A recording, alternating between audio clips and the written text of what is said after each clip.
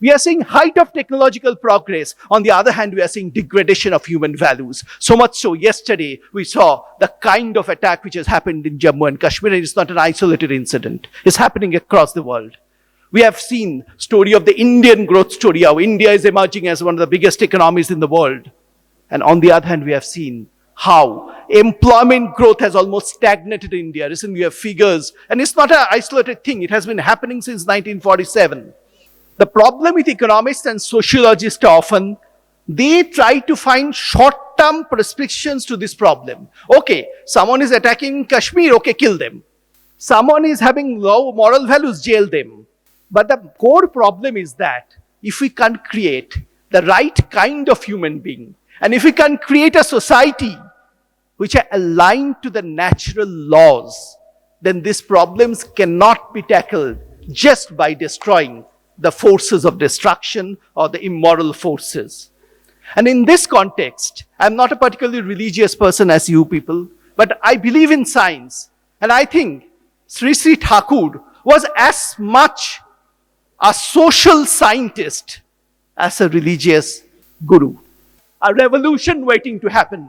I see people in front of me. Each one of you can carry this revolution forward and make India a global leader.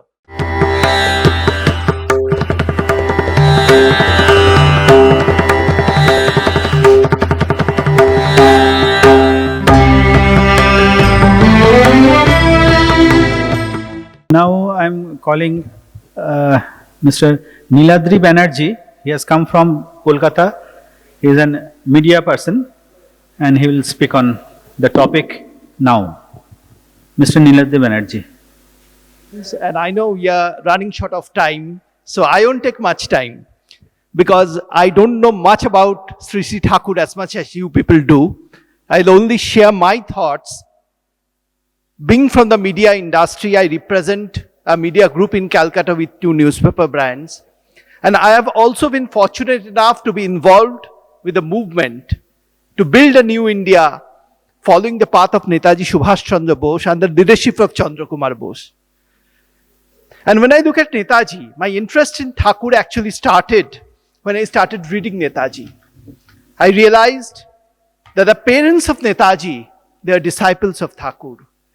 And the man who Netaji actually considered as his political mentor, Deshabandhu Chittaranjan Das, he was a follower of Sri Sri Thakur. Subhash Chandra Bose had visited ashram of Sri Sri Thakur at Pabna twice. And he was particularly impressed by the fact that the uniqueness of the ashram in that, unlike a sannyasi who renounced all worldly ties, the ashram was a pioneer in establishing a place where people could live their life as a sannyasi along with their families.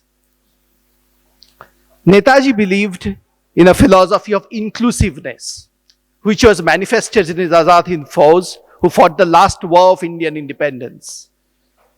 And when I read Sri Sri Thakur, in being influenced by Netaji, I see the same spirit of inclusiveness. And I somewhere feel that along with Swami Vivekananda, Subhash Chandra Bose was also influenced by the thoughts of Sri Sri Thakur.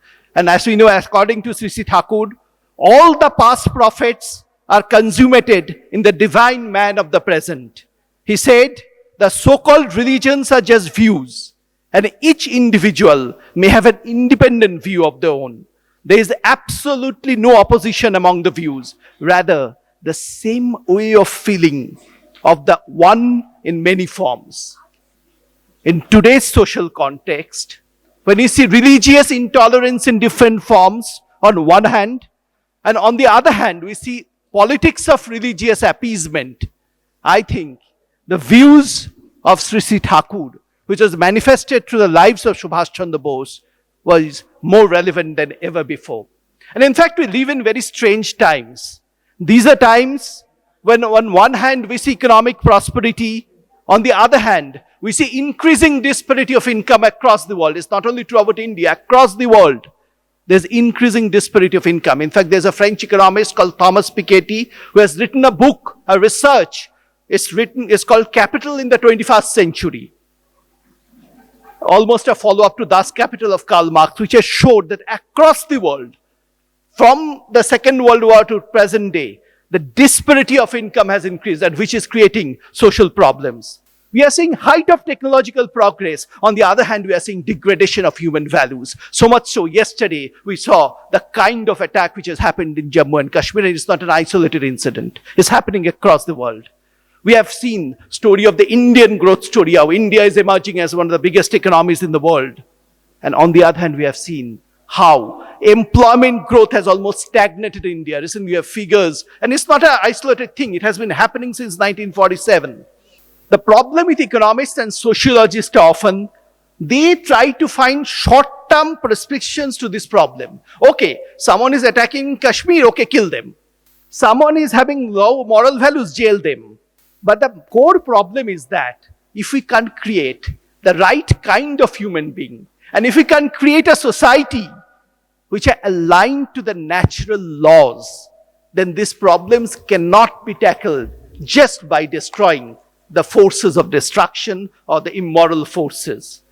And in this context, I'm not a particularly religious person as you people, but I believe in science. And I think Sri Sri Thakur was as much a social scientist as a religious guru. His thinking is nothing less than a science to me, because I believe he believed in a society which follows natural laws. Most of the problem we face in society today is because we are moving away from these natural laws in different spheres of life, whether it's a family life, or whether it's a work life, etc.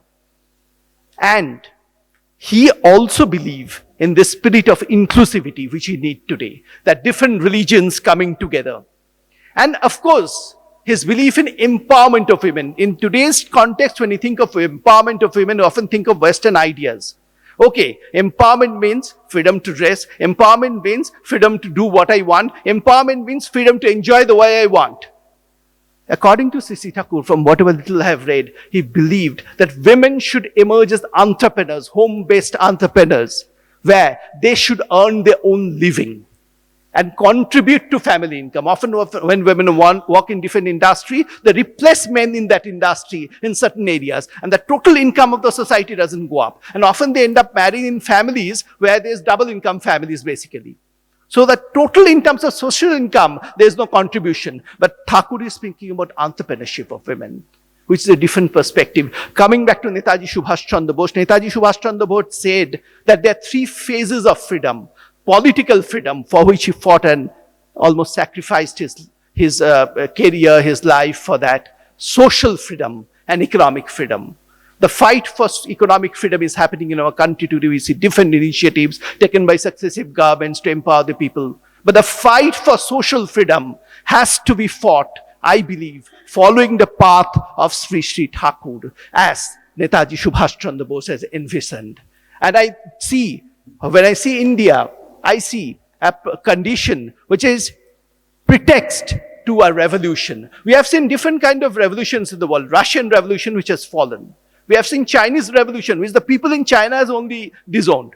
But we have also seen the Industrial Revolution, which happened in England. And we still follow the perils or the paths of Industrial Revolution. Because the Industrial Revolution actually changed our spirits, our thinking.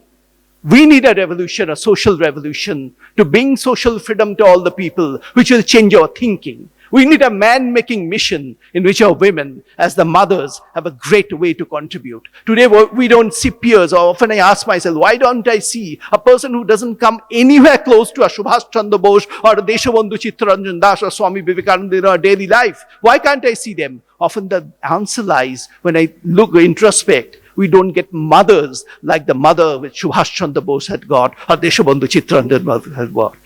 So women has great role, besides being entrepreneurs, in creating the society, following the path of Sri Sri Thakur, because whatever little I have read, I have understood, he actually focused, besides the other role of women, the role of mother, he gave it primacy. If you have to build a new India which shows new direction to the world, like Russia showed new direction to the world in the 20th century, in the 19th century, like Germany, Karl Marx showed a new direction. In the 18th century, England had shown a new direction. America had shown a new direction at that one point of time. Today, India, 21st century, can belong to India if we follow the path of Sri Sri Thakur and Netaji Subhash Chandra Bose, and the path is one. So I see a revolution waiting to happen. I see people in front of me. Each one of you can carry this revolution forward and make India a global leader who the world would like to follow on their own, not because of military might we show in Kashmir, but because of the spiritual might which we'll show among our people through our society. Thank you. Jai Hind.